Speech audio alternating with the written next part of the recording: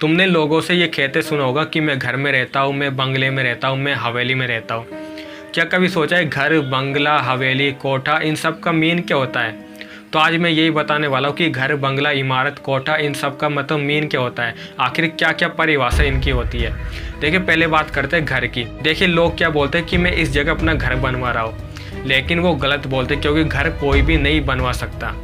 देखिए वो बजरी, सीमेंट, ईंट, पत्थरों से वो एक इमारत तैयार कर सकते हैं, और यदि उस इमारत में यदि हम रहना स्टार्ट कर दें तो वो हमारा घर कहलाएगा।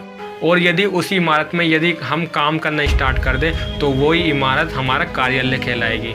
और यदि उसी इमारत में यदि हम सामान बेचना स्टार्ट कर दें तो वही इमारत दुकान कहलाएगी। ठीक है, मतलब कि घर किसको बोलेंगे? जहाँ पर लोग स्थायी तौर पर रहते हैं तो वो उनका घर कहलाता है। अब चाहे वो एक झोपड़ी भी हो सकती है या फिर रोड के साइड में जो टेंट लगाकर लोग रहते हैं उनको भी उसका घर बोला जाता है। यहाँ तक कि जो जंगलों में जो गुफा होती है, यदि उन गुफा में यदि इंसान रहना स्टार्ट कर दे तो उन गुफा को भी उन इंसानों का घर बोला जाएगा।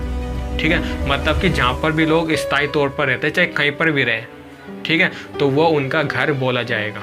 अब बात करते हैं कि मकान किसको बोला जाता है। देखिए जो पक्की चीज़ों से बना होता है उसको हम मकान बोलते हैं। इसका देखिए मैं सिंपल से एग्जांपल देता हूँ। मान लो सरकार ने 1000 मकान बनवाए और उन 1000 मकान में से 400 मकान में लोगों ने रहना स्टार्ट कर दिया, तो मतलब उन 400 मकान को तो हम घर बोलेंगे क्योंकि लोग उसमें रह रहे हैं, तो उसको हम घर बोलेंगे। ठीक है ना। लेकिन जो बच गए जो 600 मकान है उनको हम मकान ही बोलेंगे क्योंकि उसमें लोग नहीं रहते, इसलिए उसको हम मकान ही बोलेंगे। और अब बात करते हैं बंगलो या फिर बंगला किसको बोलते हैं। देखिए बंगला या फिर बंगलों की जो शेप होती है वो इस प्रकार की होती है और उनमें मेन 2 खूबी होती है। पहली खूबी ये होती है कि ये 1 मंजिला होते हैं, ठीक है, और उनके आसपास बहुत ही खुली जगह होती है। जैसे उस मतलब कोई भी चीज़ को यदि हम बंगला बोल रहे हैं तो उसमें हमें पार्क मिल जाएंगे, बगीचे मिल जाएंगे, स्विमिंग पूल मिल जाएंगे, मतलब बहुत खुली खुली हमें उसमें जगह मिल जाएगी। और ये सब चीज़ जब जिस जगह मिलती है तो उसको हम बंगला बोलते हैं। ठीक है,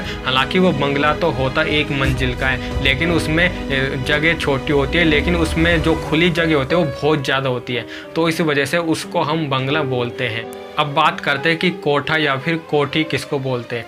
देखिए जिस जगह से हम अपना व्यापार करते हैं, किसी भी प्रकार का व्यापार हो, चाहे ध्येय व्यापार हो या फिर कोई भी सामान का व्यापार हो, यदि उसको करते हैं तो उस जिस जगह हम ये कर रहे हैं तो उसको हम कोठा या फिर कोठी बोलते हैं। ठीक है। और दूसरी बात, यदि किसी भी चीज़ का यदि हम भंडार करते हैं, मतलब कि उसको इकट्ठा करके रखते हैं, चाहे चीनी हो, चाहे अनाज हो या फिर कुछ भी चीज़ हो, उसका यदि भंडार करके रखते हैं तो जिस जगह उसका भंडार किया जाता है तो उस जगह को कोठा या फिर कोठी बोला जाता है। अब बात करते हैं हवेली किसको बोलते हैं। देखिए हवेली का मीन होता है वो चीज़ जो कि राजा महाराजाओं ने बनवाई है और उनका कोई ऐतिहासिक महत्व हो, तो उनको हम हवेली बोलते हैं। और हवेली छोटी मोटी नहीं होती, बहुत बड़ी होती है। तुमने ये जरूर सुना होगा कि एक जगह अकाल पड़ गया तो वहाँ के राजा ने अपनी सारी प्रजा को अपनी हवेली में जगह दे दी, उनको खाने पीने के लिए दिया गया।